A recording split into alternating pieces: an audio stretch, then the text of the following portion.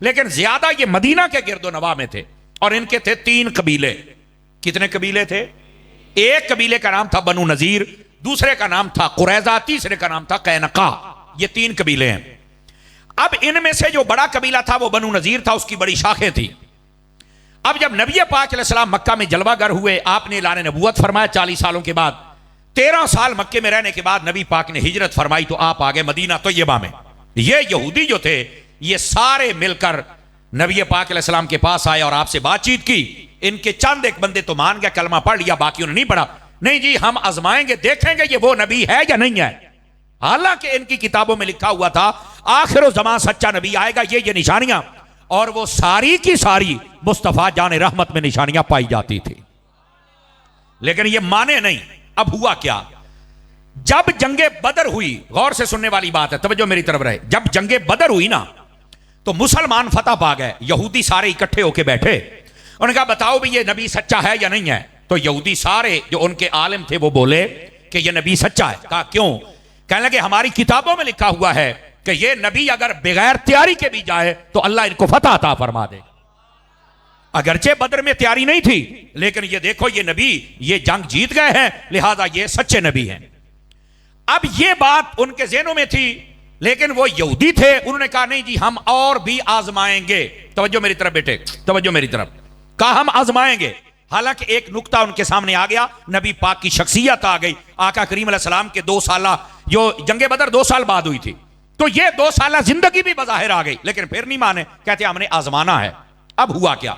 नबी पाक ने यहूदियों को बुलाया। आपने फरमाया देखो, या तो कलमा पढ़ लो, नहीं तो हमारे साथ मुआहदा कर लो और यहां रह लो। तुम हमारे साथ लड़ाई झगड़ा और मुदाखलत नहीं कर सकते हो।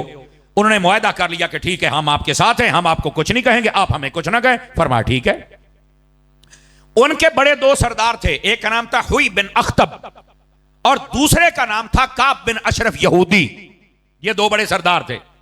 और मैंने आपको बताया यहूदियों की तबीयत में खयानत है, नाफरमानी है, बदमाशी है और कमीनगी है। ये इनकी तबीयत के अंदर है। अब हुआ क्या कि जब जंगे बदर हुई और ये सोच विचार में पड़ गया कि ये सच्चा नबी है या नहीं है, जबकि सच्चे हैं। समझ आ रही ना? इन्होंने कहा नहीं जी, हमने आजमाना है। अब हुआ क्या? मौका आ गया जंगे ओहद का। जंगे ओहद के अंदर आपको पता है कि डबल रुख बन गया ना, कि पहले अल्लाह ताला ने मुसलमानों को फतह अता फरमाई और बाद में आजमाइश भी हुई, शिकस्त नहीं। जुमला समझने की कोशिश करें, शिकस्त नहीं, आजमाइश हुई कि जब वो तीर अंदाज 50 जो थे वो जब आ गए तो काफिरों ने पलटकर हमला किया और बज़ाहिर बड़ा नुकसान हो गया। अब यहूदी फिर मिल के बैठे, बताओ ये सच्चा नबी है या नहीं है। तो उनमें से कईयों को मौका मिल गया। उन्होंने कहा नहीं, ये सच्चा होता तो जितने जाता ऐ जंग ते हार गए ने। हालांकि मसला और था। अब समझ रहे ना, आजमाइश आ गई। और उन्होंने क्या किया, रातों रात काब बिन अशरफ यहूदी जो था यहां से निकला 40 बंदे लेके और मक्के में चला गया। और चल के कहता है मैं आपको यकीन दयानी कराता हूं कि मैं आपके साथ हूं, मेरी यहूदी कौम आपके साथ है और हमने मुसलमानों के नबी से मुआहदा तोड़ दिया है, तो हम दोबारा तैयारी करो, हम मदीने वालों पर हमला करेंगे। यह बात अल्लाह ताला ने नबी पाक को वही के जरिए बता दी। नबी पाक को जब पता चला तो आपने हजरत सफ़वान को बुलाया। यह हजरत सफ़वान कौन है? यह काब बिन अशरफ यहूदी के रजाई भाई थे। एक ही दाई का दूध काब बिन अशरफ यहूदी ने भी पिया था और हजरत सफ़वान ने भी पिया था। और यह अरब का कल्चर था कि एक दाई का दूध कई बंदे पीते थे और बाद के अंदर वो आपस में भाई भाई समझते थे अपने आप को। तवज्जो है हजरात? मोबाइल से निकल के मेरे बेटे बात सुनिए जरा, आपको फायदा होगा। यह बड़ी मालूमाती बात आपकी खिदमत में अर्ज कर रहा हूं। अब नबी पाक ने हजरत सफ़वान को बुलाया जिन्होंने कलमा पढ़ लिया था, लेकिन ये दूध शरीक भाई थे इस काब बिन अशरफ यहूदी के, जो मक्के में गया मदीने से और इस वादे को तोड़ने का यकीन दिला के आया। नबी पाक ने फरमाया अल्लाह ने मुझे बता दिया काब बिन अशरफ यहूदी ने यह कमीनगी की है, ये जहां भी मिले, जिस हालत में मिले और जैसे हो, कत्ल करके इसका सर मेरे पास लेके आओ। यहूदियों का इलाज ही लित्तर है, ये याद रख लीजिए। बस इनका दूसरा इलाज नहीं है। ये बड़ी गंदी कौम है, ये याद रख लीजिए। अब ना ये हजरत सफ़वान ने कहा जी ठीक है। हजरत सफ़वान ने कहा बिन अशरफ यहूदी जब वापस है ना मक्के से, कहने लगे वो मेरिया खजूरा ने तो उन्होंने तकसीम कारी करनी है तो मेरे नाल चल। कहता मैं थकिया सवेरे जावांगा। उन्हें कहा नहीं आज ही जाना है। तो जाहिर सी बात है एक दूध शरीक वाला रिश्ता तो था। कहता चल यार तेरे नाल मैं चलना। जब आबादी से बाहर गए उन्हें कड्डी तलवार से 2 टुटे कर दो। कहे ये क्या कर रहे हो? उसने कहा जो तू साडे नाल कीता है ना, ये उसका सिला दिया जा रहा है। उसने वहीं पर 2 टुकड़े किए, सर उठाया और नबी पाक की बारगाह में ले। नबी पाक बड़े खुश हुए। आपने फरमाया आज तूने मुझे खुश किया है। समझ आ रही है ना? ये हर किसी को माफ कर दो, नबी पाक ने माफ कर दिया। तू माफ करने वाली गल्लां सुनिया ने, तू आ गल्लां सुनिया नहीं मेरा पुत। अभी सुन जरा, यहूदियों का इलाज क्या है। नबी पाक ने उसको कत्ल करवा दिया। अब जो थे यहूदी वो हो गए परेशान कि ऐसा नल की बनया। अब यही बात अल्लाह फरमाता है वक़ज़फ़ फ़ी क़ुलूबिहिमुर रुअब युख़रिबूना बुयूतहुम बिअयदीहिम व अयदिल मुअमिनीन फ़अतबिरू या उलिल अब्सार। अल्लाह फरमाता है वो ऐसे हमने उनके दिलों में रोब डाला कि वो अपने घरों को ही बर्बाद करने लग पड़े और अपने घरों की तोड़ फोड़ उन्होंने शुरू कर दी। लेकिन हुआ क्या, नबी पाक सल्लल्लाहु अलैहि वसल्लम आप ना यहूदियों के पास दोबारा गए। ये चंद दिनों के बाद की बात है। बिस्मिल्लाह, वेलकम, अहलन व सहलन, मरहबा, खुश आमदीद। अल्लाह करीम आपको जज़ाए बेहतरीन अता फरमाए।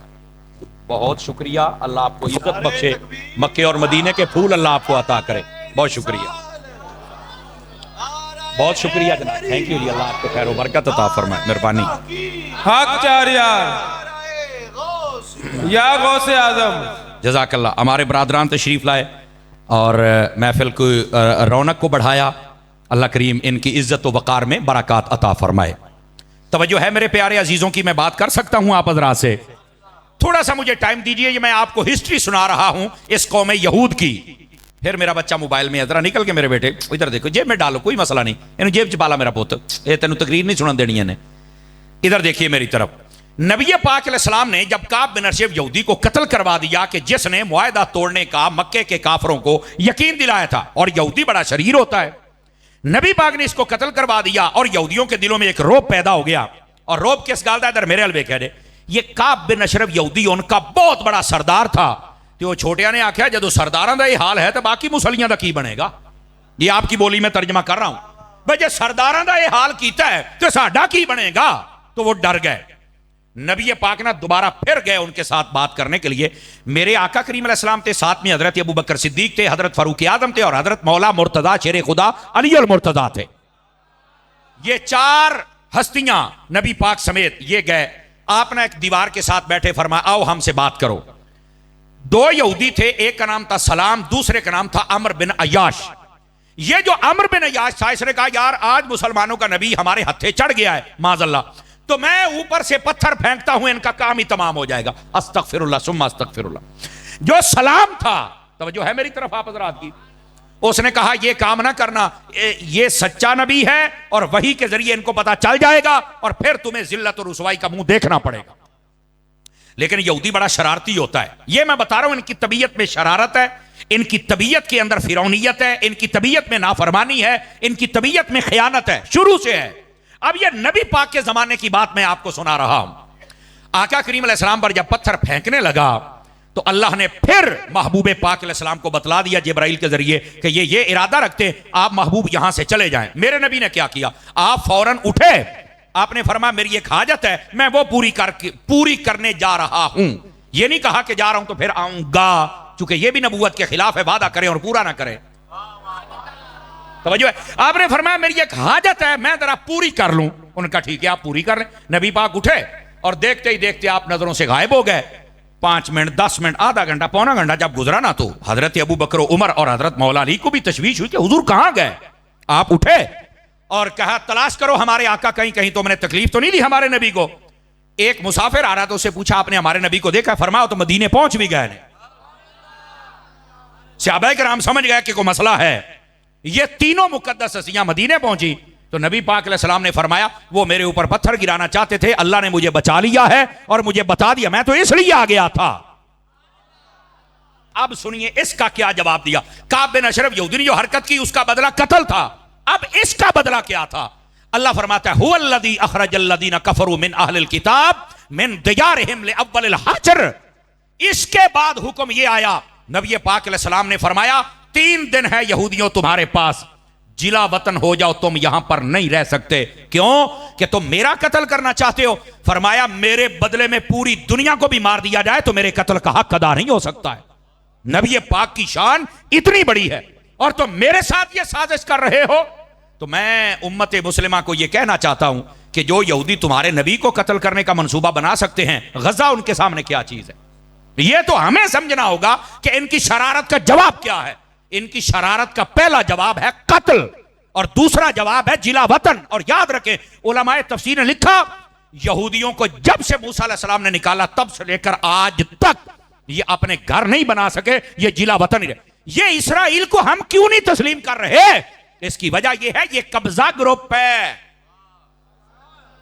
ये कौन है? कब्जा ग्रुप है। इसलिए तो मुसलमान तस्लीम नहीं करते।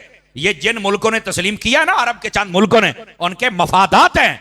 ये तो पता लगेगा ना जिस दिन उनके ऊपर बम गिरा, फिर ना चीखना भी हाय पाकिस्तान आवे तो सानू बचावे। तो मैं क्या गजा वालों बचाऊं दे तो सारियां बचाउना सी। और ये हमें गैरत करनी चाहिए मुस्लिम हुक्मरानों को और मुसलमान अवाम को समझना चाहिए कि ये असल वजह क्या है। ये अपनी नाफरमानी और बदमाशी और कमीनियों की वजह से तब से लेकर आज तक बेघर हैं। और अल्लाह ने कुरान में क्या फरमाया, ये सूरह बकरा पढ़ के देखिए। अल्लाह फरमाता है दुरिबत अलैहिमुज़्ज़िल्लतु वल मस्कना। तवज्जो है मेरी तरफ आप हज़रात की? अल्लाह फरमाता है हमने यहूदियों पर हमेशा के लिए जिल्लत को मुसल्लत कर दिया है। ये हमेशा दुनिया में जलील होते रहेंगे।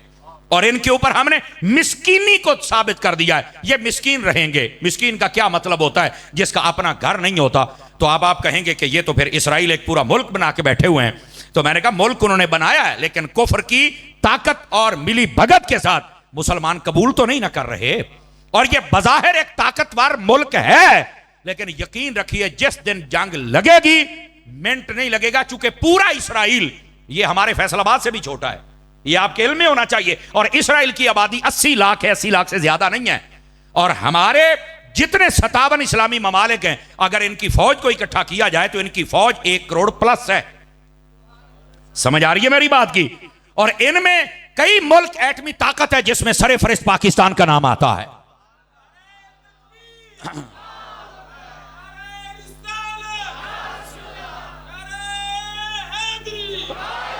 बात आपकी खिदमत में यह बता रहा हूं कि इन यहूदियों को वहां से जिला वतन कर दिया गया, लेकिन इसके बावजूद आजकल एक जत्थे की सूरत में इसराइल में बैठकर ये मुसलमानों पर जुल्म सितम कर रहे हैं। चूंकि इनको पता है, कुरान ने कह दिया कि हमारे ऊपर जिल्लत है तो हमने सारी जिंदगी जलील होना है। ये कभी यहूदी इज्जत पा सकता? ये बज़ाहिर जो एक मुल्क बना के बैठा है, चंद मुल्क कहते हैं कि इसराइल मुल्क है, हम नहीं कहते। पाकिस्तानी पासपोर्ट के ऊपर लिखा हुआ है ये पासपोर्ट पूरी दुनिया के किसी मुल्क के लिए कार आमद है, लेकिन इसराइल के लिए नहीं, चूंकि इसराइल मुल्क ही नहीं है। समझ आ रही है आप हज़रात को? मेरे अजीज, चूंकि ये एक कब्जा किया गया इस जमीन के ऊपर, और इस कब्जे को फिर इन्होंने आहिस्ता आहिस्ता अपने घर में और मुल्क में तब्दील कर लिया। अल्लाह ने कुरान में कहा ये बर्बाद होंगे। लिख लो मेरी बात, इसराइल बर्बाद होगा। लिख लो, आज हो जाए कल हो जाए, होना है। लेकिन अभी तक तो हमारे हुक्मरान ये भंग पी के सोए हुए हैं। पता नहीं ये अंग्रेजों के कुत्ते नहलाने वाले हमारे ऊपर कब से मुसल्लत हो गए, जिनको असल पता ही नहीं है कि हमने करना क्या है।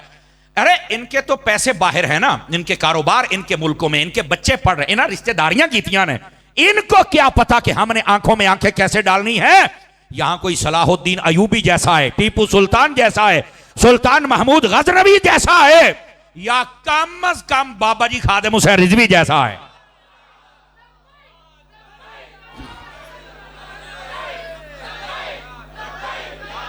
हजरात गिरामी, ये इनकी आंखों में आंखें डाल के बात कर सकता है। और यकीन फरमाइए, एक मर्तबा ललकार दिया जाए, यहूदी कभी भी तुम्हारे सामने टिक नहीं सकता है। चूंकि कुरान और हदीस के दलाइल बताते हैं कि इसमें जुर्रत नहीं है, यह कमजोर है, जलील है। लेकिन हमारे हुक्मरान खुद जिल्लत की जिंदगी गुजार रहे हैं। इनको क्या पता इज्जत किसको कहते हैं। अजीजों, जिस दिन इनको गैरत आ गई सारा मसला हल हो जाएगा। लेकिन मैं आपको तारीख बतला रहा हूं इन यहूदियों की। इधर देखो मेरी तरफ, मेरे बेटे इधर प्लीज, आप मेरे बच्चे हैं, मुझे आपकी बड़ी जरूरत है। नबी पाक ने इनको जिला वतन कर दिया, और जिला वतन करते नबी पाक ने 2 काम किए। पहला काम, फरमा 3 दिन तुम्हें देता हूं, यहां से निकल जाओ, और तुम अपना असला नहीं लेके जा सकते, और अपने घर बार की चीजें, सिर्फ खाने पीने का सामान, और 3 घर, एक ऊंट पर जो लादना चाहे लाद ले, 3 घर मिलकर, हर घर को अलग ऊंट भी नहीं ले जाने दूंगा। नबी पाक ने इतनी सख्ती फरमाई। कहते नहीं वो तो नबी रहमतुल्लिल आलमीन थे। मैंने कहा तुमने रहमतुल्लिल आलमीनी के दरस ही पढ़े हैं, काश के मेरे नबी का जलाल भी देख लेते कि जो दुश्मन है नबी पाक ने उनके ऊपर जलाल कैसा इजहार फरमाया। फरमा निकल जाओ यहां से। और दूसरा काम क्या किया, अल्लाह के हुक्म से नबी पाक ने फरमाया इनके घरों के करीब जो बागात है सबको उखेड़ दिया जाए। तो एक यहूदी आके रोने लग पड़ा। उसने कहा कि आप तो दरख्त उखेड़ने के बिल्कुल मतलब पसंदीदा नहीं है, तो आपने क्यों आज हमारे दरख्त उखड़वाए हैं? अल्लाह ने कुरान, इतराज यहूदियों ने किया है कि साड़ियां खजूरा क्यों पटियां ने। अल्लाह ने कुरान में जवाब दिया, मा क़तअतुम मिन लीनतिन औ तरक्तुमुहा क़ाइमतुन अला उसूलिहा फ़बिइज़्निल्लाह। फरमाया ये जो दरख्त हमने काटे हैं या ये छोड़े हैं इसमें हमारा दखल नहीं, ये अल्लाह का हुक्म है। और इसकी तफसीर में लिखा हुआ अल्लाह के हुक्म का क्या मतलब? फरमाया जब किसी को घर से निकाल के उसकी फसलों को बर्बाद किया जाए ना तो उसको ज्यादा हसरत होती है, अभी एक मैंने रहने दिन दे दुआ मेरे फसलों बर्बाद कर देने। तो अल्लाह फरमाता तुहानू असी इंज ही जलील करना है। तो ये यहूदियों को हसरत अदा करके यहां से निकाल दिया गया। अब उन्होंने क्या किया, जाते जाते अपने घरों के दरवाजे तोड़ गए। ये यहूदियों और काफरों की साजिश है, जब कहीं से निकलेंगे पीछे हर चीज तोड़ जाएंगे। ये अफगानिस्तान को जब छोड़ा था अमेरिका ने, जाते हवाई अड्डे तोड़ गए, सड़कें तोड़ गए, जहाज तोड़ गए, पार तोड़ गए, असले तोड़ गए। मैं कहा तुसी जो मर्जी कर लो, ओ दरवेश फिर जींदे फिर दे। समझ आ रही है ना? 20 साल जंग लड़ने के बाद अमेरिका यहां से नाक रगड़ के वापस भागा है। मैं क्या पुत्र ये जो दीन है इसकी बाबा खादिम कहना दी कांड लाने वाला जमिया ही कोई नहीं, किसी ना किसी रंग के अंदर अल्लाह ताला इसको सलामत रखता है। तो ये कुफ्र की पुरानी आदत है कि ये घरों को बर्बाद करके जाते किसी और दे काम ना आउण। तो अल्लाह फरमाता है अगर ये तुम्हारी आदत है ना तो तुहानू भी इंज ही जलील करांगे। नबी पाक ने इनको निकाल दिया, ये सारे चले गए। ले अब वाले हशर क्या मतलब? फरमाया मुल्क शाम जितों आए सी होतो मूसा अलैहि सलाम ने इधर पजाया तो इन्होंने उधर पजाया है। यहूदी होता ही वो है जो धोबी का कुत्ता बन जाता है, ना घर का रहता है ना घाट का रहता है, ना यहां रह सके ना वहां रह सके। ये है यहूदियों की हिस्ट्री। और ये यहूदी मिलकर अब गजा पर हमला कर रहे हैं। और मैं आपको एक और बात भी बतलाऊं, ये थोड़ी नॉलेजेबल बातें, इनको याद रखा करें। ये फलस्तीन और मस्जिद अक्सा, इस पर क्यों आखिर ये चढ़ाई करते हैं, वजह क्या है? 3 वैसे तो 5 मजहब पुराने हैं। एक है दीन यहूदियत, एक है दीन ईसाइयत, एक है आग परस्त, दूसरा है हिंदू बौद्ध परस्त, और छठा मजहब है इस्लाम। ये पुराने मजहब है और ये सब ओल्ड हैं। इनमें जो सबसे जदीद मजहब है वो मजहब इस्लाम है। ये नुक्ता समझे। आज हमें कहते हैं ओ यार मौलवी 1400 साल पुरानी गाल कर देने। ओ बाबा जेड़ा दीन यहूदियत है ना वो 4000 साल पुराना है, दीन ईसाइयत है ना वो 2200 साल पुराना है। ये बौद्ध परस्ती नूह अलैहिस्सलाम 7500 साल पुरानी है। आग की पूजा इससे भी पुरानी है। तो ये सारे ओल्ड हैं, हम गोल्ड हैं। हमारा दीन इस्लाम बाद में आया है। तो ये सारे ओल्ड हैं, हम जदीद हैं। तो फिर अगर जदीद चीज चाहिए तो जदीद देश या पुत आ, और इस्लाम को अपना, जदीद तो हम है ना। तो इसलिए ये ना कहा करो कि तुम हमें पीछे लेके जाते हो। हम पीछे नहीं लेके जाते, हम तुम्हें हुजूर तक लेके जाते। और जदीद दीन है ही हमारा। अगर इसके बाद कोई दीन है तो बात करोगे है ही कोई नहीं, तो मैं फिर मान। अंडरस्टैंड कर रहे हैं मेरी बात को आप हजरात? अच्छा, अगर आपको ये बात समझ आ गई तो थोड़ा आगे चलिए। ये जो मस्जिद अक्सा है, यहूदी कहते हैं कि ये हमारी है। अब मैं आपको तनाज़ा बता रहा हूं कि वजह क्या है। यहूदी कहते हैं हमारी है, क्यों? वो कहते हैं कि हजरत मूसा अलैहिस्सलाम यहां आए थे, यहां रहे थे, और यहां से कायनात का आगाज हुआ था, इब्तिदा हुई थी, और हमारे जो नबी मूसा अलैहिस्सलाम थे वो इस जागीर के मालिक है, लिहाजा ये हमारी है। उनका दावा ये है। ईसाई कहते हैं ये हमारी है, क्यों भाई? वो कहते हैं ईसा अलैहिस्सलाम के पैदा होने की जगह बैतुल लहम ये वही मौजूद है, और यही वो शहर है जिसका नाम अल कुद्स है, और इसी को यरूशलेम कहते हैं, और यही है जहां मस्जिद अक्सा है। तो जो है ना मेरी बात की, आप इस बात को जरा समझें कि ये अल कुद्स और यरूशलेम और मस्जिद अक्सा ये एक ही जगह का नाम है। बोलो तो सही ना? तो ये अल कुद्स असल उस शहर का नाम है जिसके अंदर मस्जिद अक्सा मौजूद है। ठीक है। अच्छा, वो कहते हैं ये हमारी है, क्यों? वो कहते हैं ईसा अलैहिस्सलाम इत्थे जम्मे ने, ए जगह ही साडी है। हजरत ईसा अलैहिस्सलाम पैदा होए ने ते साडे नबी दे पैदा होने दी जगह है, ते बंदा जमदा ते अपने घर है ना, ए साडी है। उन्हां दी है दलील है। मुसलमान कहते ने साडी है, क्यों? कहते ने ठीक है हजरत मूसा आए, ईसा इत्थे पैदा होए, लेकिन सारियां दे इमाम तो मेराज दी रात मेरे नबी बने सड़ना इत्थे आके। वो कहते हमारी है। अब ये है तनाजा। यहूदी अपनी तरफ खींच रहे हैं, ईसाई अपनी तरफ खींच रहे हैं, और मुसलमान जिनका असल हक है, चूंकि यहूदी दीन भी खत्म, ईसाई दीन भी खत्म, मनसूख, अब दीन है तो फकत दीन मोहम्मदी। इसके अलावा कोई दीन नहीं है। और नबी पाक जब चले गए तो उनको अकल से सोचना चाहिए कि मेराज की रात जब हमारे नबी भी मुक्तदी बन गए और मुसलमानों का नबी इमाम बन गया तो फिर तो हर चीज उनके कब्जा इख्तियार में आ गई ना। समझ आ रही है मेरी बात की? ये असल तनाजा है। वो कहते ने साडा है, ये मुकद्दस मकाम तीनों मजहबों के लिए, ईसाई कहते ने साडा है, यहूदी कहते ने साडा है, मुसलमान कहते ने साडा है। फिर हुआ क्या? ये भी हिस्ट्री है। ये 14 अगस्त 1947 को पाकिस्तान बना था। सितंबर, अक्टूबर ते नवंबर, ये नवंबर का महीना था और 1947 थी जब अक़वाम मुत्तहिदा ने मस्जिद अक्सा के 2 हिस्से कर दिए। जैसे ये मस्जिद अक्सा है, इसके 2 विचाले चुमारी कंध, अगला मशरक वाला हिस्सा दे दिता यहूदियां नू, भाई तुसी ले लो, पिछला हिस्सा दे दिता मुसलमानों नू। अब ये मैं आपको बता रहा हूं कि असल ये मसला बनया कितों है। बाकी पूरे शहर को उन्होंने गिरा, मस्जिद अक्सा को अभी कुछ नहीं कहा। आज तुम वीडियो देख रहे हो ना कि गिर गई मस्जिद, नहीं गिरी, बिल्कुल सलामत है। एडी छेती नहीं जे डिगनी, क्योंकि वो यहूदी कहते हैं कि साडी ओनू ढाउण ते फिर मारदे ने। अद्धा हिस्सा मुसलमाना दा कोल है ते मुसलमाना भी नहीं ढाउणी, मुसलमान ते पहले मस्जिद नहीं ढाउंदा, बचाउंदा है। अब ये असल कशमकश है। और यहूदी वहां पर पावरफुल होते होते उन्होंने आहिस्ता आहिस्ता करके ना थोड़ा थोड़ा जमीन पर कब्जा करना शुरू कर लिया। और उनको सपोर्टेड अमेरिका था और बाकी जितने भी कुफर मुल्क थे वो सारे उनको सपोर्ट करते रहे और वो एक ताकत में आ गया। और उन्होंने आहिस्ता आहिस्ता वहां से मुसलमान हुक्मरानों का कत्लेआम शुरू किया और अब वहां पर गजा को खत्म किया और कहते हैं ये सारे निकल जाए यहां से, हम इनको यहां नहीं रहने देंगे। जबकि हदीसें बताती हैं, नबी पाक ने फरमाया बैतुल मुकद्दस की हिफाजत करने वाला गिरोह वो होगा, इनको अगर खाने को भी कुछ ना मिले, पीने को भी कुछ ना मिले, ना ये अपना मुल्क छोड़ेंगे ना मस्जिद अक्सा को छोड़ेंगे। अब जो मेरे नबी ने कहा है वो कभी झूठ तो हो नहीं सकता, वो तो रहेगा सच। और यही वजह है कि मुसलमान वहां पर हर रोज सैकड़ों की तादाद में शहीद हो रहे हैं, लेकिन वहां की औरतों और बच्चों को भी सलाम है कि वो मस्जिद अक्सा को खाली छोड़कर नहीं जा रहे, चूंकि उनकी हिफाजत करना यह बशारत मेरे मुस्तफा ने अता फरमाई है। इसलिए वो मुसलमानों पर जुल्म सितम कर रहे हैं। चाहिए तो यह था कि सबसे पहले सऊदी अरब स्टैंड लेता, पाकिस्तान स्टैंड लेता, लेकिन सऊदी अरब नू अपनी पई है, पाकिस्तान नू अपनी पई है।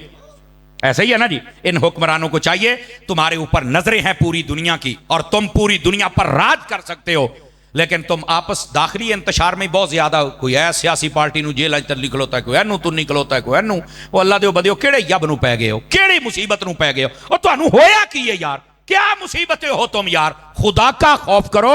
इस पाकिस्तान के आपसी इख्तलाफात से निकल कर तुमने तो पूरी दुनिया के अंदर निकल कर और पूरी दुनिया की कमांडें करनी थी और तुम आके आपस में लड़ाई झगड़ा तुमने शुरू कर दिया हुआ है। और देखो जब बंदे आपस में लड़ते हैं ना, इधर देखो मेरी तरफ, तो फिर कुफर पता कैसे फायदा उठाता है।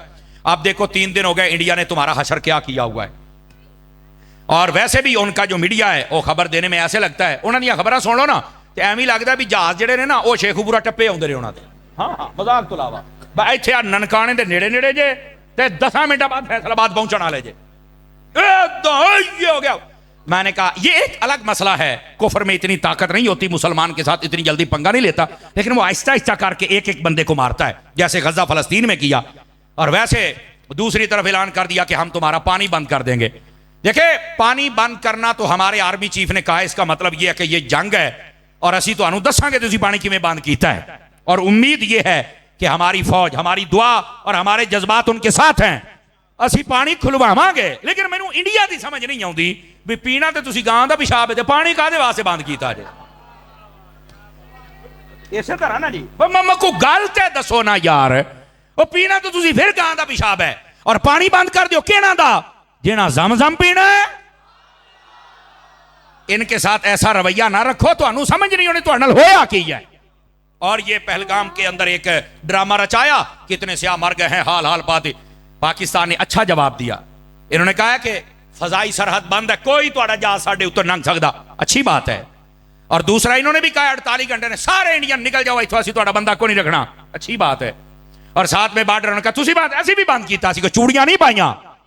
और हमारे आर्मी चीफ साहब ने यह भी कहा है, उन्होंने कहा जिद्दां दा तुसी हमला करोगे इंशाअल्लाह ओदे तो तकड़ा जवाब आएगा। और यहां पर पहली तो बात है, आलमी दुनिया को समझना चाहिए कि ये अगर जंग लग गई तो ये एक एटमी जंग होगी, याद रखो, बचेगा कोई भी नहीं। ठीक है, पहली तो बात है दानिशमंदी से काम ले, और दूसरी बात ये है कि ये झूठा प्रोपेगेंडा है, इससे बचें। और तीसरी बात ये है, हमारे हुक्मरानों को इधर देखो, हमारे सहाफियों को, हमारे मजहबी बंदों को, हमारे ताजरों को, हमारे सियासतदानों को, हमारी ये फौज को सोचना पड़ेगा कि आखिर ये सारे हम पर हमलावर क्यों हो रहे हैं। कहीं हम आपस में इख्तलाफ तो नहीं ज्यादा कर बैठे। आपस के इख्तलाफात को खत्म करो। सहाफती तौर पर, तिजारती तौर पर, सियासी तौर पर जितने इख्तलाफात है, तलखियां कम करो। मजहबी तौर पर जितने इख्तलाफात है, कम करो, मेहरबानी करो, खत्म करो, और सारे एक पेज पर जमा हो जाओ। इन्हें बताओ हम मुसलमानों की भी हिफाजत करना जानते हैं और अपने मुल्क वतन अजीज की भी हिफाजत करना जानते हैं। समझ आ रही है हजरात के कोई नहीं आपको? तो इस वास्ते जब मुसलमान आपस में अपनी सीटों की तरफ देखता है तो फिर कुफ्र इन पर हमला आवर होता है। लेकिन अल्लाह की रहमत के साथ हमारी फौज एक ताकतवर फौज है, और यही बात है, जिनकी फौज ताकतवर होती है उन पर कुफ्र जल्दी हमला नहीं कर सकता। इसी वास्ते 3 दिन हो गए, इंडिया की हिम्मत नहीं, लेकिन उन्हें ओछे हथकंडे जरूर इस्तेमाल किए। लेकिन मेरी दुआ है अल्लाह ताला मेरे मुल्क की हिफाजत फरमाए। जाहिरी सबब फौज है, अल्लाह हमारी फौज को ताकत और हिम्मत अता फरमाए। और फौज को भी हम ये कहते हैं कि जो बंदिया दी लोड़ पवे तो फिर दसिया जे या रसूल अल्लाह कहने वाले आप पढ़ाओगे इंशाअल्लाह। और तीसरी बात मैंने जो कही है, बार बार दोहरा रहा हूं, हमारे सियासी तौर पर, मजहबी तौर पर, सहाफती तौर पर ये जितने इख्तलाफात हैं इनको खत्म करना होगा। हम इतना आपस में उलझ गया कि देख लो दुश्मन हमें आंखें निकालने लग पड़ा। मैंने एक वीडियो देखी छोटी सी, उसके अंदर ना 2 बारहसिंगे थे, वो आपस में लड़ रहे थे और पीछे से शेर आया, उसने हमला किया और दोनों को मार डाला। नीचे तहरीर लिखने वाला लिखता है, उसने कहा जब बंदा अपनों से लड़ता है तो दुश्मन यूं फायदा उठाता है। अपनों से लड़ना बंद कीजिए। आप जितने घरों में हैं अपने भाइयों से मत लड़ा करें। जब आप भाई आपस में लड़ते हैं ना, अपनी बरादरी, जब आप बरादरी से लड़ते हैं, अपने शहर से ना लड़ें। जब आप शहर से लड़ते हैं तो फिर दुश्मन आपका वो हशर करता है कि आपने सोचा कभी नहीं होता। अपने भाइयों के साथ रहें, अपने मोहल्ले वालों के साथ रहें और अपने शहर वालों के साथ रहें। ये आजकल जो नौजवान है ना, छोर छिक्कर, नवे नवे सियासतदान, अल्लाह दा नाम जे थोड़ा पीछे हटो, ऐ सियाने बंदियां दे नाल बैठ के इन्हां दे कोल सीखो कि तुमने एक दूसरे की इज्जत कैसे करनी है, कदर कैसे करनी है, काम कैसे करना है। छोटियां छोटियां गल्लां ते अगले दे नाल मुखालफत पा के बह जांदे हो। मेहरबानी फरमाओ, अपने हाल पर भी मेहरबानी करो और बाकी मुसलमानों के हाल पर भी मेहरबानी फरमाओ। समझ आ रही है कोई नहीं आ रही? ये हमारा फरीजा है मेरी जान, हम जो मिंबर पे बैठ के अदा कर रहे हैं कि तलखियां कम करो, इख्तलाफात कम करो, झगड़े कम करो, ताकि दुश्मन तुम्हारे से फायदा ना उठा सके। और जब तुम एक मजबूत अफराद बन जाओगे तुम भी तरक्की कर जाओगे और तुम्हारा मुल्क भी तरक्की कर जाएगा। ठीक है, ये 2 बातें आपको समझाना मकसूद थी। अब आ जाइए जरा तीसरी बात की जानिब। थके तो नहीं है आप हज़रात? इंशाल्लाह 12 घड़ियों पे बजेंगे, मुंहों पे नहीं बजने देंगे इंशाल्लाह। उससे पहले पहले आपकी जान छोड़ दी जाएगी, लेकिन उतनी देर तक आप मुझे टाइम दीजिए ताकि फकीर आपकी खिदमत में बात अर्ज करे। यह है जमीनी हकायक गजा के तबार से और ये इंडिया और पाकिस्तान के हवाले से, ये जमीनी हकायक हैं। अब आ जाइए थोड़ा अगली बात, ऐसे मुआमलात होते क्यों हैं? याद रखिए, कुरान और हदीस का मुताला कर लें। ऐसे मुआमलात तब आते हैं जब बंदा कुरान और सुन्नत का रास्ता छोड़ता है। मेरे बेटे बातें बंद करेंगे? बेटे दोबारा मैं फिर गुजारिश पेश कर रहा हूं, मेरे बच्चों आपकी हमें बहुत जरूरत है। इधर देखें मेरे बेटे, प्लीज, आप हमारी फौज हैं ते तुसी साडी पनीरी हो, तुहाडी मैनू बड़ी लोड़ है। ते नबी पाक भी बड़ी बच्चियां नाल शफकत करदे सन, ते तुसी शफकत करवाओ यार, मेहरबानी करो। हैं, अल्लाह आपको खुश रखे। जरा तवज्जो मेरी तरफ रखिए। तीसरी बात यह है, ऐसे मौके तब आते हैं जब बंदा अपनी मन मर्जियां करता है और कुरान और सुन्नत का रास्ता छोड़ देता है। खुदारा हम नीचे से काम शुरू करें, होना तो चाहिए ऊपर से काम शुरू हो, लेकिन ऊपर वाले जो भंग पी के सुते ने तो चलो थल्ले वाले आपा जाग जाने। हमें चाहिए कि हम अपने मामलात को अल्लाह रसूल के हुक्म के मुताबिक बजा लाएं। क्या मैं उम्मीद करूं कि ये मामला हो सकता है? अगर हम अपने ताई कोशिश करें तो हमारे बहुत सारे मामलात में खराबियां, खुराफात और जितने रस्मों रिवाज है खत्म हो जाएंगे। जब खत्म हो जाएंगे तो हमारे जितने ऊपर आने वाले अजाब मंडला रहे हैं अल्लाह की रहमत के साथ ये वैसे खत्म हो जाएंगे। हदीस शरीफ में है, तवज्जो मेरी तरफ रखिएगा, अल्लाह ताला अजाब को भेजता है कि जाओ फुलां शहर को नेस्तो नाबूद करके आओ। अजाब अल्लाह भेजता है, अजाब, जरा गौर से सुनिएगा। वो अजाब आता है और बगैर तबाही मचाए वापस चला जाता है। तो अल्लाह रब्बुल इज्जत बावजूद इसके कि हर चीज का इल्म रखता है, मेरा रब पूछता है मैंने तो तुम्हें भेजा था कि इन सबको बर्बाद करके, तो तू वैसे ही वापस आ गया, हालांकि मेरे अल्लाह को सब पता है। तो वो अजाब कहता है बारी ताला, मैं गया था, मेरा इरादा था कि मैं इन सबको बर्बाद कर दूं, लेकिन मस्जिद में बैठकर एक बंदा तेरा जिक्र कर रहा था, दूसरा तुझे सजदा कर रहा था, और तीसरा तुझसे दुआ कर रहा था। ये ऐसे बंदों को जब मैंने देखा है तो मेरा इरादा बदल गया कि इनको अजाब कैसे दूं जो तेरा जिक्र कर रहे, जो तेरी इताअत और फर्मा बरदारी में मसरूफ हैं। यानी एक बंदा अगर मसरूफ हो तो सबसे अजाब टल जाता है, और अगर बाकी सारे भी मसरूफ हो जाए। अच्छा, एक तरफ यह है, अब दूसरी तरफ सुनिएगा, हदीस शरीफ में है, फरमाया कई पहले यानी कौमें बनी इसराइल, उससे पहले जितनी कौमें आई हैं उनकी बस्तियां जब बर्बाद होने लगी ना, तवज्जो मेरी तरफ इधर देखिए, फरमाया उस वक्त क्या होता था, फरिश्ते जब अजाब देने आते ना तो कई फरिश्ते वापस चले जाते। अल्लाह फरमाता इनको बर्बाद क्यों नहीं, या अल्लाह फुला बंदा नेक है, फरमाया नहीं उसका घर पहले बर्बाद करो। कहा क्यों, फरमाया वो इतनी बुराइयां देखकर भी खामोश बैठा हुआ है।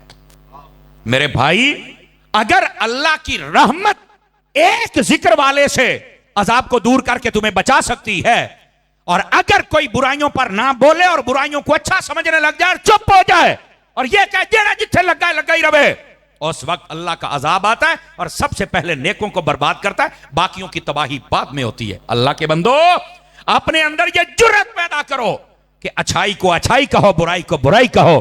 कभी तो ऐसा काम आ जाए कि नबी पाक की एक हदीस पे अमल हो जाए।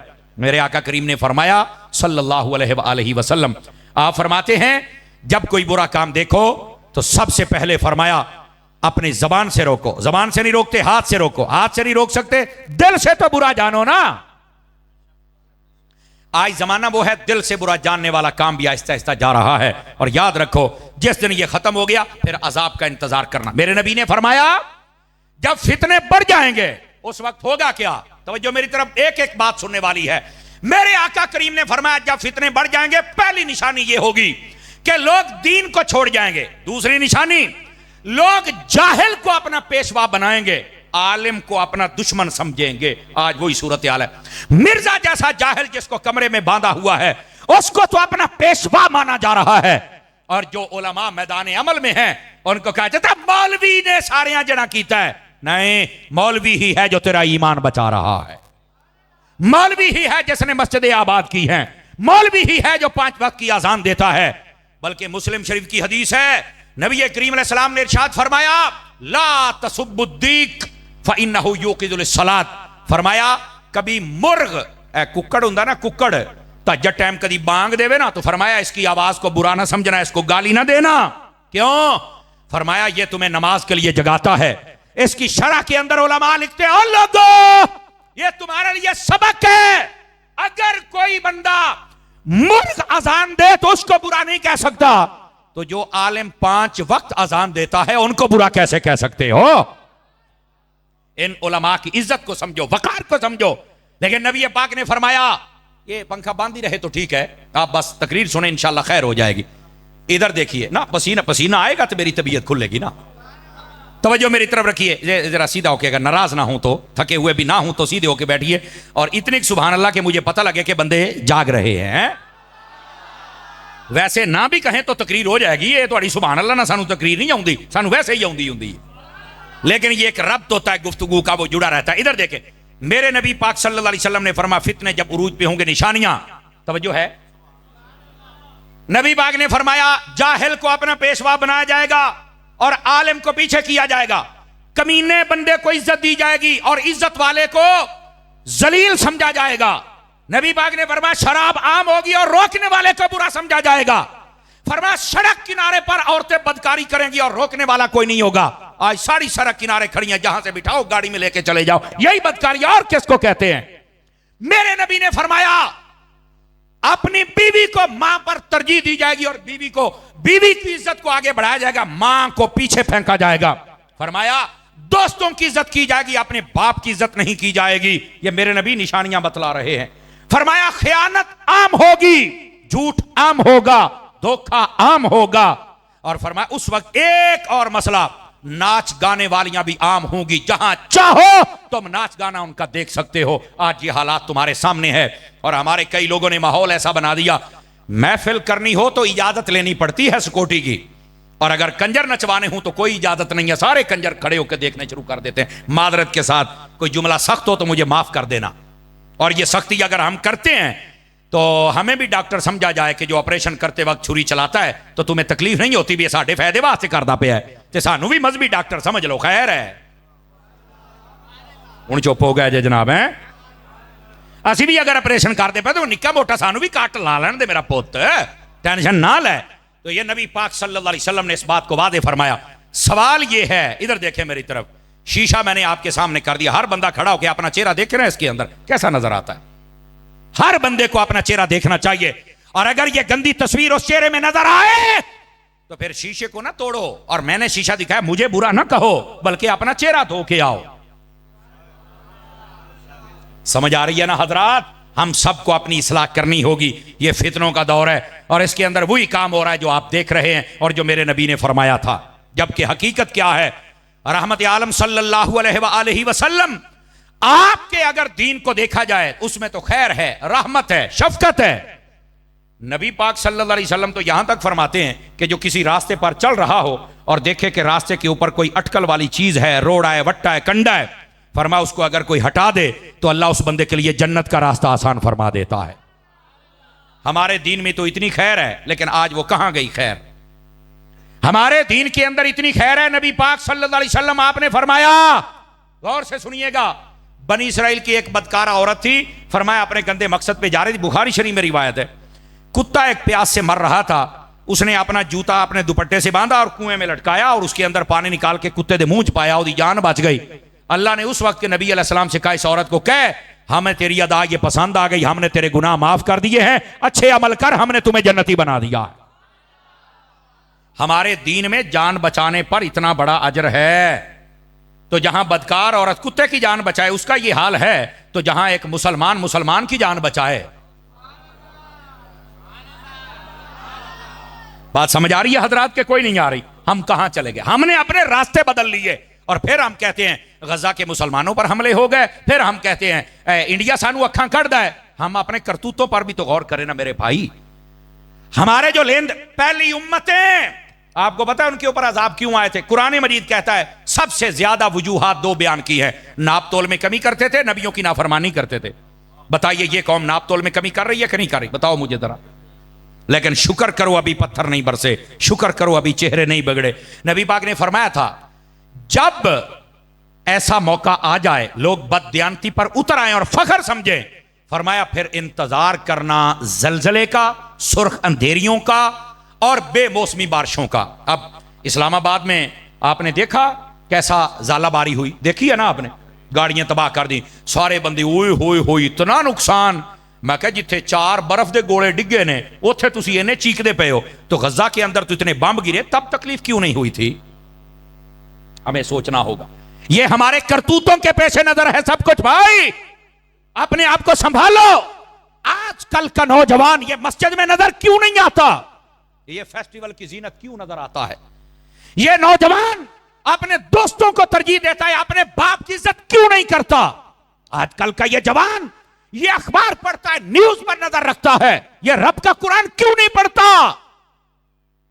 मुझे पता है हो सकता है आपका इरादा ना हो ये तकरीर सुनने का, पर मेरा इरादा यही तकरीर करने का है ताकि सबक मिले, हमारा ज़मीर जागे, और हम जिस कुर्सी पर बैठते हैं इसका फरीजा अदा करना बहुत मुश्किल है। आप दुआ करें ये हमारी तरफ से अदा हो जाए। अपने आप को संभालो। नबी पाक सल्लल्लाहु अलैहि वसल्लम, आपकी अहादीस पढ़ो, नबी पाक ने फरमाया वो जवान जो जवानी में तौबा करता है, अल्लाह रब्बुल इज्जत क़यामत वाले दिन अर्श का साया अता कर देता है। वो बंदा जिसका दिल मस्जिद में लग जाता है, अल्लाह क़यामत वाले दिन अर्श का साया अता करता है। वो बंदा जो आदिल हुक्मरान बन जाए, फैसला सही करे, अल्लाह क़यामत वाले दिन अर्श का साया अता करता है। फरमाया वो बंदा जिसको किसी औरत ने कहा मेरे साथ मुंह काला कर, और इसने कहा मैं नहीं कर सकता, फरमाया अल्लाह ताला उसको क़यामत वाले दिन अपने अर्श का साया अता फरमाएगा। ये मेरा रब फरमा रहा है, ये हदीस है, ये मेरे नबी ने इरशाद फरमाया है। आज हमारे मुआशरे को इन चीजों की जरूरत है। नबी पाक अलैहिस्सलाम ने फरमाया, बुखारी शरीफ में हदीस है, गौर से सुनिएगा, मुसीबतें टालनी है ना तो अपने किरदार को बदलना पड़ेगा। बुखारी शरीफ में हदीस है, रहमत आलम अलैहिस्सलाम फरमाते हैं, बनी इसराइल के 3 बंदे जा रहे थे और पहाड़ी सफर था, अंधेरी आ गई, बारिश आ गई, शदीद तूफान चला। वो एक गार में बैठे, ऊपर से पत्थर गिरा और गार का दरवाजा बंद हो गया। ये हदीस है, ये गप नहीं है। वैसे ये 5वीं की किताब में भी ये मजमून था किसी वक्त, पता नहीं अब है या नहीं है। तो ये हदीस है बुखारी शरीफ की, जरा गौर से सुनिए सारे मेरे दोस्त, मेरे अहबाब। फरमाया कि उन्होंने बड़ा धक्का लगाया, लेकिन वो बिल्कुल कामयाब ना हुए और वो रास्ता ना खुलवा सके, ना खोल सके। अब तीनों सोच विचार में पड़ गए कि रास्ता एक ही और वो मौत है, इसके अलावा कोई रास्ता नहीं। एक के दिल में ये ख्याल आ गया कि यार आज हमें ना किसी नेकी का वसीला देना चाहिए, हो सकता है अल्लाह ये मुसीबत टाल दे। बुखारी शरीफ है, जरा गौर से सुनिए। एक ने कहा ठीक है मैं अपनी नेकी का वसीला देता हूं। उसको अपनी जिंदगी की ये नेकी याद थी, सुनिए क्या वो कहता है, बारी ताला तेरे तो इल्म पाक में है कि मेरे माँ बाप भी थे और मेरे छोटे बच्चे भी थे और मैं बकरियां चराता। जब मैं वापस आता था तो मैंने कभी अपने बच्चों को दूध पहले नहीं पिलाया था, मैं पहले अपने माँ बाप को पिलाता था। मेरे अल्लाह यह सिर्फ तेरे नबी की तालीम की वजह से तेरी रजा के लिए मैं करता था। और उसने कहा, यह बुखारी में है, बारी ताला वो रात तो मैं तो भूल सकता हूं पर तू कैसे भूले, तू तो रब है, कि जब मैं आया और मेरे माँ बाप सो गए, मेरे बच्चे बिलक रहे थे, मैंने दूध उनको नहीं पिलाया, पहले अपने माँ बाप को पेश किया, बाद में बच्चों को। बारी ताला अगर ये माँ बाप के साथ उसने सलूक तेरी रजा के लिए था और तूने कबूल किया है तो आज ये मेरी मुसीबत तो टाल। फरमाइए कहने की देर थी, पत्थर को झटका लगा और बाहर से रोशनी की लकीर आना शुरू हो गई। उनको समझ आ गई कि नेकी कबूल हो गई, ये वसीला। दूसरे से कहा तू अपनी नेकी याद कर। मेरे सारे दोस्त गौर फरमाए, छोटे बड़े। दूसरे ने कहा बारी ताला तेरे तो मुबारक इल्म है कि मेरे पास एक मजदूर मजदूरी किया करता था और हफ्ते के उसके सिर्फ 2 किलो चावल बनते थे। कितने किलो भाईजान? 2 किलो। और बारी ताला तेरे तो मुबारक इल्म है कि एक मर्तबा मैंने जब उसको 2 किलो चावल दिए तो उसने मुझे कहा कि मेरी अमानत है तेरे पास, मुझे कोई जरूरी काम है, मैं जा रहा हूं, जब भी वापस आया मैं ले लूंगा, मेरी अमानत को संभाल के रखना, मैं बड़ा गरीब हूं। बारी ताला फिर तेरे इल्म है ना कि वो एक अरसे तक नहीं आया, मैंने वो चावल जब खराब होने लगे तो जमीन में डाल दिए, उसकी पनीरी बन गई, फिर मैंने उसको मजीद काश्त किया तो वो पहले 2 किलो थे, फिर 2 बोरे बन गए। फिर वो बंदा नहीं आया तो मैंने उनको बेचकर एक गाय खरीद ली, फिर वो गाय ने बच्चे देने शुरू कर दिए, फिर वो बंदा नहीं आया, 2, 4, 10, 15, 20 गाय हो गई।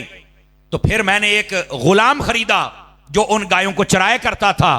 बारी ताला इतने यानी 30-40 साल के बाद वो बंदा आया और आके कहता है, ऐ अल्लाह के बंदे मेरे 2 किलो चावल दे दे। तो बारी ताला तुझे तो पता है मैंने 2 किलो चावल नहीं दिए थे, मैंने कहा था ये गायें भी तेरी हैं। ये बुखारी शरीफ है, ये सारी गायें भी तेरी हैं, ये गुलाम भी तेरा है। और उसने रो के मुझे कहा था यार गरीबों का लोग पहले बड़ा मजाक उड़ाते हैं, मेरा मजाक ना उड़ा यार, मैं पहले पता नहीं कितना सताया गया हूं और इतना अरसा पता नहीं कैसे, मेरे 2 किलो चावल दे दे, जो मेरा गुजारा होगा मैं कर लूंगा, पर मजाक ना उड़ा, मैं बड़ा गरीब हूं यार। लोग तो पहले गरीबों को बड़ा सताते हैं। तो मैंने मुस्कुरा के उसे सीने लगाया और उसे कहा था, ए अल्लाह के बंदे ये गाय भी तेरी है, ये गुलाम भी तेरा, ये सारा रेवड़ तेरा है। बारी ताला वो रोता भी था और खुशी से मुझे दुआएं भी देता था और जा रहा था, ऐ अल्लाह अगर ये नेकी तेरी रजा के लिए थी तो आज मेरी मुसीबत तो टाल। उसने जब ये वसीला दिया तो कहा कि फिर पत्थर को एक झटका लगा और मजीद रोशनी आई, लेकिन बंदा बाहर नहीं जा सकता था। फिर तीसरे बंदे को कहा तू भी नेकी याद कर, तो वो रोने लग पड़ा। उन्होंने कहा क्यों रोता है? कहता यार है राज की बात पर आज मुझे करनी पड़ेगी। और क्या बात है? वो कहने लगा मेरे बारी ताला तू तो जानता है कि मैं अपने चचा की बेटी पर फिदा हो गया था। मेरे अल्लाह हमने आपस में राब्ता शुरू किया और एक मकाम तय किया कि जहां पर हम बदकारी करें। अरे अल्लाह हम वहां पहुंचे और वहां पर करीब था कि हम ये कालक अपने मुंह पे मल लेते, लेकिन उस औरत के मुंह से निकला कि हमें रब से डरना चाहिए। बारी ताला फिर तुझे पता है ना कि मेरे जिस्म पर कपकपी तारी हो गई, ना मैंने कुछ किया ना उसने, हम तौबा करते भाग निकले।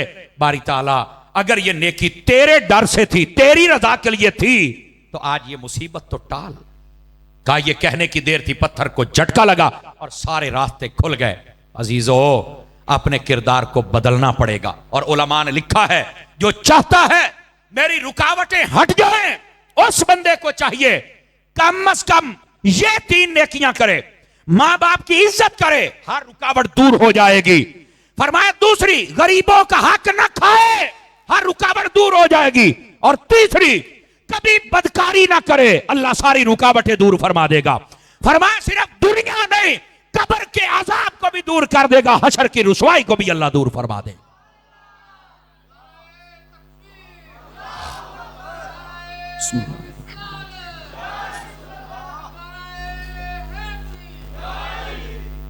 मेरे अजीज और प्यारे दोस्त, जब तक हम अपना किरदार नहीं बदलेंगे, हम अपने आप को नहीं संभाल लेंगे, उस वक्त तक ये रुकावटें हमारे सामने आती रहेंगी।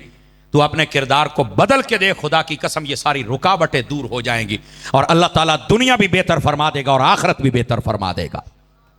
मैं गुफ्तगू